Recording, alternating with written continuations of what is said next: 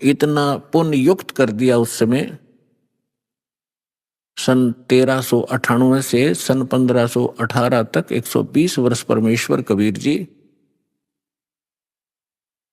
इस पृथ्वी पर ज्ञान बांटते रहे। एक औपचारिकता जुलाहे का काम भी करते रहे। वहां जुलाहे का काम कर रहे हैं, हजारों जगह प्रकट होकर अपनी प्यारी आत्माओं को ये सत संदेश भी दे रहे होते थे। तो आपको इतना भक्ति युक्त कर गए उस समय, ताकि आपको मनुष्य जीवन प्राप्त होते रहे। अन्य योनियों से, अन्य प्राणियों के जीवनों से मनुष्य शरीर बहुत ही श्रेष्ठ है, लेकिन भक्ति ठीक ना मिलने से एक दिन इसके पुण्य अक्षीण होकर फिर ये पुण्य 84 लाख योनियों में चला जाता है। अब परमात्मा ने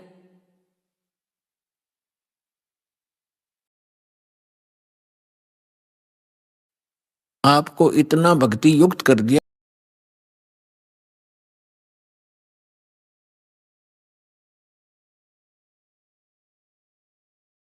कि आपके मनुष्य जीवन होते हुए आ रहे, तभी तो आपके अंदर प्रेरणा है परमात्मा की। यदि जो प्राणी दो प्रकार से मानव शरीर प्राप्त होता है, एक तो विधान है परमेश्वर का, इस काल को बनाकर दे रखा है और काल की मजबूरी बना रखी है कि इसने मानव शरीर एक आपको देना ही पड़ता है, क्योंकि इसने 1 लाख मानव शरीरधारी प्राणियों के शरीर से निकले हुए गंध को खाने का एक श्राप लगा हुआ है इसकी गलती से। 2 प्रकार से मानव शरीर प्राप्त होता है, एक तो टर्न वाइज यानी परंपरागत प्राप्त होता है। 84 लाख प्रकार के इन शरीरों में कुत्ते, गधे, मक्खी, मच्छर, पशु पक्षियों के जीवनों को भोगते हुए एक मानव शरीर प्राप्त होता है। तो जो ऐसे प्राप्त मानव शरीर प्राणी है तो वो भी अच्छी किस्मत, जो क्योंकि पीक प्राइम टाइम में जन्मा है, लेकिन उसके अंदर भक्ति की कसक नहीं होती। 100 बार कहने से भी उसकी आत्मा प्रेरित नहीं होती। और दूसरी प्रकार का जन्म ऐसे होता है, जो पीछे भी मनुष्य थे, आज भी मनुष्य जीवन प्राप्त हुआ है, मानव स्त्री या पुरुष का, तो उनके अंदर पूर्व संस्कार से वो भक्ति की कसक बनी ही रहती है। और जिस कारण से वो भक्ति भगवान के बिना टिक नहीं सकते, चाहे कहीं पहाड़ पर जाना पड़े देखा देखी, चाहे कोई मंदिर में आस्था बनानी पड़े या कोई व्रत रख के अपनी संतुष्टि करनी पड़े, वो टिक नहीं सकते, क्योंकि वो पिछले संस्कारी प्राणी है। तो परमात्मा ने आपको 600 वर्ष पहले आप पर मेहर की थी। 64 लाख शिष्य कबीर भगवान के, एक धानक जुलाहे के, एक झोंपड़ी में बैठे व्यक्ति के 64 लाख शिष्य हुए थे। तो विचार करके देखो पुण्यात्माओं, जिसको हम एक कवि समझकर उसकी फाइल को बंद करके बैठ गए थे कि वो तो एक कवि था, संत भी नहीं मानते थे, हम केवल एक कवि मानते थे, क्योंकि हम अपने पाठ्यक्रम की पुस्तकों में उनके दोहे पढ़ा करते थे और कवि की संज्ञा में लेकर ही, कवि की श्रेणी में ही उनको गिना जाता था। अन्य कितने कवि हुए हैं, उनके पैरेलल उनके नाम लिखे जाते थे। किसी का कोई शिष्य हुआ, ये भगवान थे।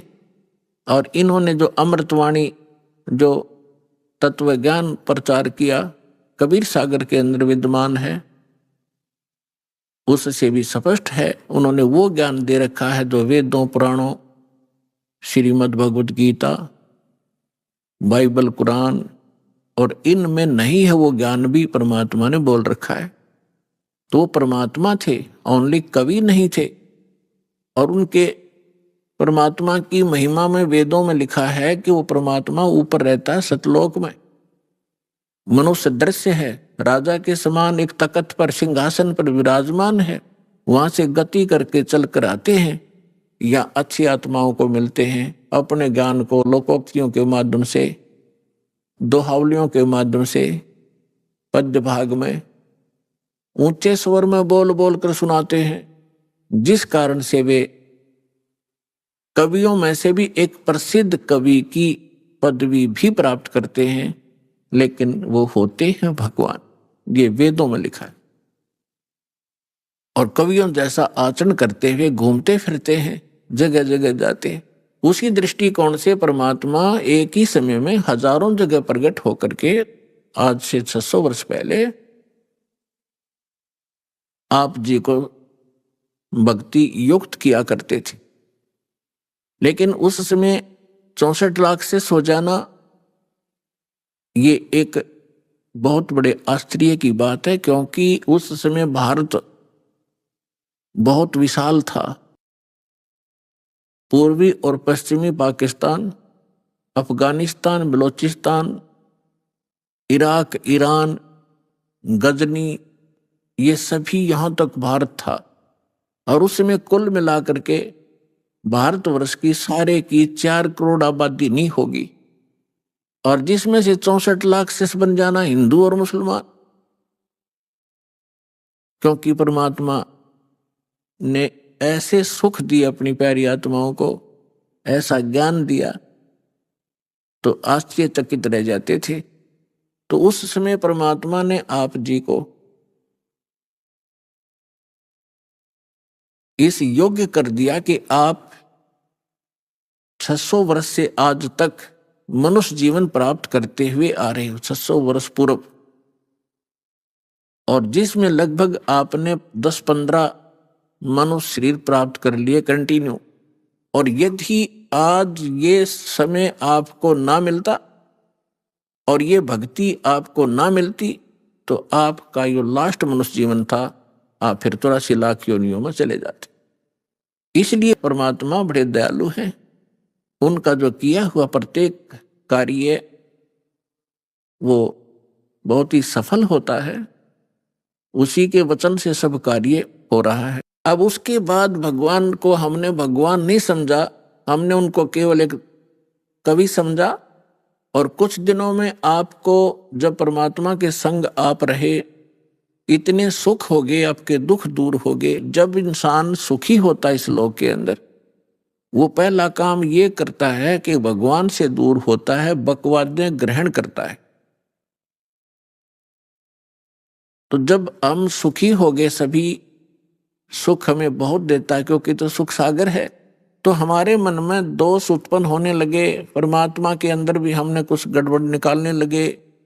तो परमात्मा कबीर जी ने एक लीला की थी, एक परीक्षा ली थी हमारी। हम फेल हो गए और हम यहीं रह गए। अब काल ने कैसा जुल्म किया, किसी को कहीं पटक दिया, किसी को हरियाणा में, किसी को राजस्थान में, किसी को मध्य प्रदेश में, किसी को उड़ीसा में, भाषा भी ना समझ में आवे, किसी को नाइजीरिया में, किसी को अमेरिका, अफ्रीका में। उन प्यारी आत्माओं को जो परमात्मा की भक्ति किया करते थे, उन्हीं में से ये सारे अफसर बने हुए हैं, राजा बने हुए हैं, MLA MP बने हुए हैं। क्योंकि पिछले पुण्य के बगैर ऐसे उच्च पोस्ट प्राप्त नहीं होती।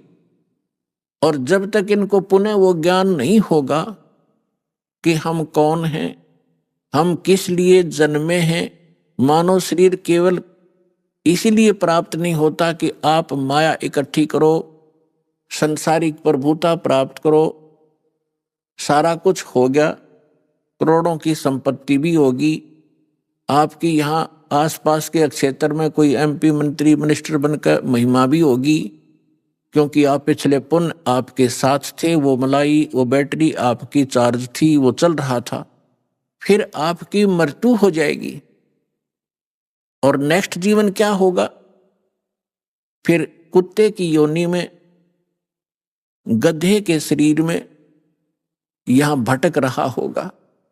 तो खाक वो संपत्ति क्या काम आई आपके? और क्या वो महिमा ने आपका साथ दिया? चाहे आपकी मृत्यु के उपरांत यहां पर कोई आपका बुत बनाकर, आपका तस्वीर बनाकर सालाना, चाहे आपके उस देश के लोग उस पर बेशक माला अर्पित करते रहे, आप गधा बनकर धक्के खा रहे होगे। तो जब हमें ये पता चलेगा, तब हम सभी, चाहे कोई किसी पोस्ट प्राप्त है, कितना धनी है चाहे गरीब है, उसको फिर इस बात से चिंता बनेगी कि सचमुच ये तो हो ही रहा है। पता नहीं कितने आप देख रहे हो प्रधानमंत्री, राष्ट्रपति, 1 मिनट में मृत्यु हो जाती है, फिर क्या, कहाँ गई वो प्रभुता? आगे का इनको पता नहीं, आगे का उन परमात्मा ने बताया और परमात्मा से परिचित जिन महापुरुषों ने बताया वो हमारे सदग्रंथों में विद्यमान है, जो अटल विधान है। उसको कोई ना मानेगा, उसके ना मानने से विधान समाप्त नहीं होगा, और जो स्वीकार करेगा वो आने वाले कष्टों से बच जाएगा। अब दास जो बताना चाह रहा है, अब कितने दयालु है परमेश्वर, आपके पास कहां कहां संदेश भेजा। परमेश्वर ने 600 वर्ष पहले कहा था, जब धर्मदास जी जो उन पुण्यात्माओं में से हैं जिनको भगवान मिले थे, सतलोक दिखाया था, जहां भगवान रहते हैं उसे परिचित कराया था। धर्मदास जी बहुत चिंतित हो गए थे इस बात से कि परमात्मा ने कहा था कि धर्मदास मेरी लाख दुहाई, ये मूल ज्ञान कहीं बाहर न जाई, और मूल ज्ञान बाहर जो पढ़ी, ये बिचली पीढ़ी हंसनी तरही, और मूल ज्ञान तब तक छुपाई जब तक ये द्वादश पंथ ना मिट जाए। फिर धर्मदास जी से कहा था कि धर्मदास मेरी लाख दुहाई, ये सार नाम कहीं बाहर ना जाए, सार नाम बाहर जो पढ़ी, ये मेरी बिचली पीढ़ी हंसनी तरही। अपने आत्मा, जब आप परमात्मा के साथ थे, वो 64 लाख तो पहले आएंगे, उसके बाद फिर जो अन्य पुण्यात्माएं आपके घरों में जो आएंगी, आपके संतान रूप में, आपके कोई नाती रूप में, पोता या पोती रूप में, वो तो अलग से आएंगी। बहुत अच्छी आत्माएं आपके घर जन्म लेंगी, जिन जो परमात्मा के सटोक में पहले से रखी हुई है। उस परमात्मा कबीर जी का काल के लोक में 21 ब्रह्मांड में एक गुप्त स्थान है, जहां पर उन पुण्यात्माओं को परमात्मा ने रखा हुआ है जिनको पिछले कलयुग में सार नाम प्राप्त हो गया था, वो पार हुए नहीं और फिर वो काल के हत्थे चढ़ गए थे। क्योंकि इस ज्ञान से आपकी आत्मा में ऐसा दृढ़ निश्चय अवश्य हो जाएगा कि ये सुख जो है, चाहे राष्ट्रपति बन जा, चाहे प्रधानमंत्री बन जावा, और भले ही हम कोई देव पद प्राप्त कर लें, आपकी आत्मा धिक्कारेगी उसको। तो कबीर साहब के साथ ना जाने करके कुछ अच्छी आत्माएं जिनको सार नाम प्राप्त हुआ था किसी कलयुग में, तो वो पार ना हुई, दूसरे संस्कारवश किसी लोक में चले गए।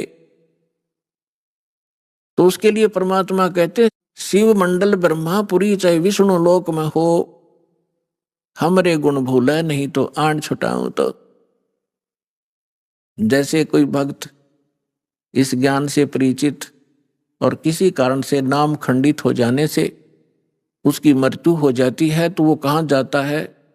आपको प्रथम मंत्र में श्री ब्रह्मा जी, श्री विष्णु जी, श्री शिव जी, श्री गणेश जी और श्री दुर्गा जी आदि इन देवों के वो मूल मंत्र दिए जाते हैं, जिनसे आपको बहुत लाभ मिलना है। तो उस कारण से आप पार ना हो गए तो इनके लोकों में जाओगे, वो सुख भोगने के लिए जो आपको इस प्रथम मंत्र के बेनिफिट प्राप्त हुआ है, ये लाभ आप वहां अक्षीण करने चले जाओगे। वहां जाकर आपको याद आएगा कि ये तो गुरुजी बताया करते थे कि हमने यहाँ का देव पद भी नहीं लेना, राज्य पद प्राप्त नहीं करना, यहाँ हमारे पुण्य नाश होते हैं। तो वहां जाकर फिर वो रोते हैं। और ये जो प्राइम टाइम होता है, इसका सीमा है। जैसे अब जो बिजली पीढ़ी चली है, इसका समय निर्धारित है, उसके बाद ये भक्ति नहीं रहेगी। इस बीज जो निकल गया सो निकल गया।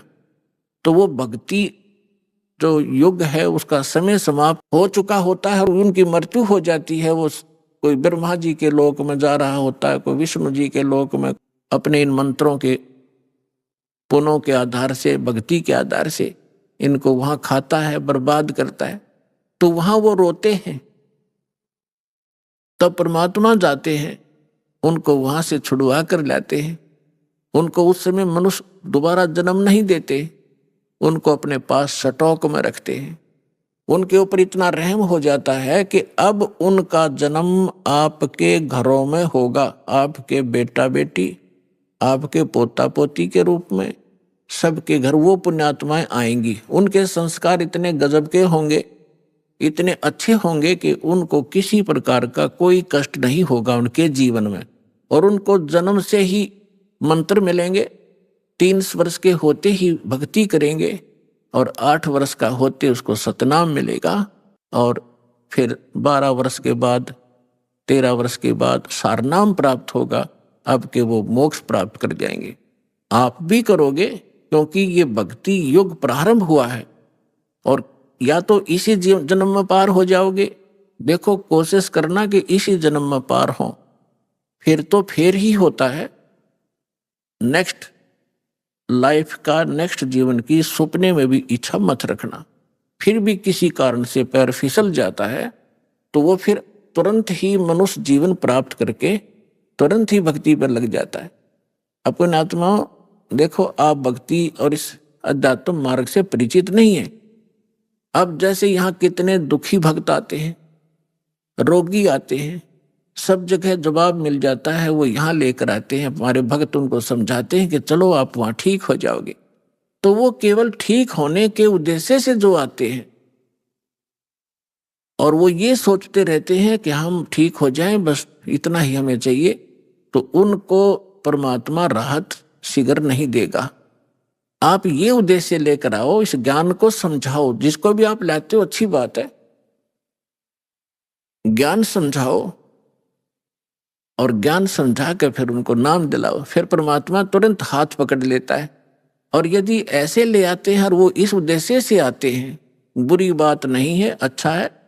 यदि वो व्यक्ति नाम, क्योंकि नाम तो हम देंगे ही देंगे, समाधान तो बाद होगा, तो पहले मंत्र दे देंगे।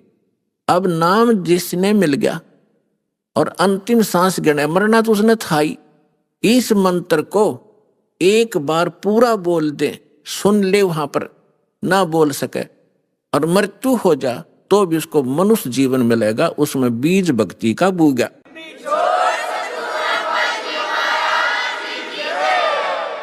हमने असंग जन्म हो गए, जन्मते मरता ने, धक्के खात्या ने, और अब मनुष्य जीवन प्राप्त होगा तुरंत ही 10वें महीने यहाँ सतलोक आश्रम आ लेगा और उसका फिर जीवन शुरू हो गया।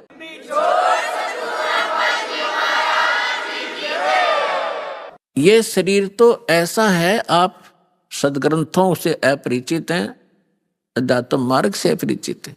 जैसे एक व्यक्ति का कपड़ा किसी दुर्घटना से खराब हो गया, पाट गया या वैसे कंडम हो गया, उसने आप उतार के फेंक देता है, नया पहन ले, नया तो और अच्छा ही होता है। तो ऐसे ये पुराना चोला किसी कारण से डिफेक्टिव हो गया, अगर आप भक्ति ढंग से करोगे तो इसको ठीक कर देगा परमात्मा। क्योंकि यह माटी उसी ने चला रखी है, उसी ने मिट्टी से इसको कितनी अच्छा बना रखा है, उसके हाथ में है।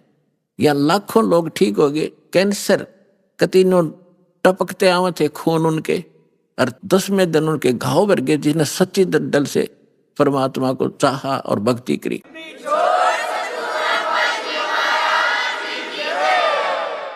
तो दास का कोई उद्देश्य आपको बहकाना नहीं, लेकिन सच्चा ज्ञान बताना। और आप देख रहे हो यहाँ पर जो भी पैसा आता है आपका दान किया हुआ, सारा परमात्मा के भक्तों के लिए खुला भंडारा खोल रखा है, सारी व्यवस्था कर रखी है।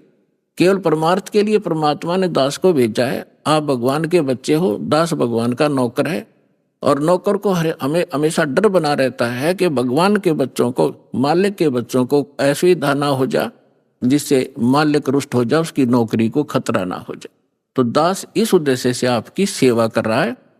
आप सच्चे दिल से जब भक्ति करोगे आपका मोक्ष होगा।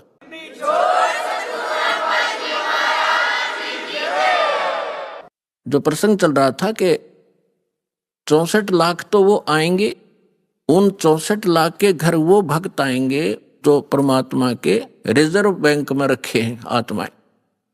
और उसके बाद जो अन्य भी जन्म ले रहे हैं, अरबों प्राणी है मनुष्य जीवन में, तो उनके लिए कैसा होगा कि जैसे एक बार आपको कथा सुना रखी है कई बार दास ने, ये कागभूषण जी एक बहुत बड़े महापुरुष माने जाते हैं, अपने पुराणों में कथा आती है।